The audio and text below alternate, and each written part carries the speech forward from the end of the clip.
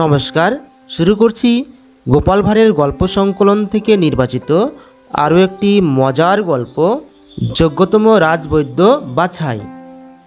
একসময় রাজা কৃষ্ণচন্দ্রের রাজবৈদ্য নিয়োগের প্রয়োজন পড়ল, কেননা তিনি জনগণের হিতার্থে একটি দাতব্য চিকিৎসালয় প্রতিষ্ঠা করেছেন। সেখানে একজন অভিজ্ঞ বৈদ্য দরকার। যোগ্যতম রাজবৈদ্য নির্বাচনের জন্য রাজা কৃষ্ণচন্দ্র গোপালের উপর ভার দিয়েছিলেন। তার বিশ্বাস, গোপাল যোগ্য বৈদ্য নির্বাচনে সক্ষম হবেন। রাজবৈদ্য নিয়োগের খবর ছড়িয়ে পড়তে দলে দলে বৈদ্য হাজির হলো। সমস্যা দাঁড়ালো, কাকে নিয়োগ করবেন গোপাল? সবাই বৈদ্য, এদের মধ্যে কে যোগ্যতম? নির্বাচন করা খুব সহজ নয়। গোপাল কর্মপ্রার্থী রাজবৈদ্যদের নিয়ে এক বিশাল কক্ষে হাজির হলেন। সবাইকে বসতে দিয়ে তাদের প্রত্যেকের অভিজ্ঞতা শুনতে চাইলেন। তার আগে গোপাল সবার সামনে জানিয়ে দিলেন, শতংমারি ভবেৎ বৈদ্য। চিকিৎসা করতে গিয়ে অন্তত 100টা রোগী মারতে পারলে তবেই না যথার্থ বৈদ্য হওয়া যায়।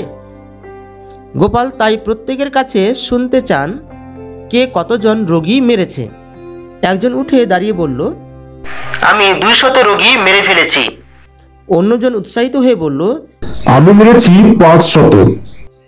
আর একজন চাকরি প্রার্থী বলল, আমি চিকিৎসা করতে গিয়ে শত নয় 1000 রোগী মেরেছি। এমনভাবে সকলেই নিজেকে যোগ্যতম প্রমাণ করতে গিয়ে যে যার মতো রোগী মারে ফিরিস্তি দিতে লাগলো। এক বৃদ্ধ বৈদ্য চুপ করে বসেছিলেন এদের মধ্যে। এসব শুনছিলেন। একসময় উঠে পড়লেন চলে যাবার জন্য। গোপাল তাকে ডেকে বললেন, আপনি কিছু না বলে চলে যাচ্ছেন যে? বৈদ্য বললেন, বুঝে গেছি আমি নির্বাচিত হতে পারবো না, তাই চলে যাচ্ছি। আমি কয়েক হাজার রোগী দেখেছি, তার মধ্যে মরেছে মাত্র কয়েকজন। আমি এখানে থেকে কি করব?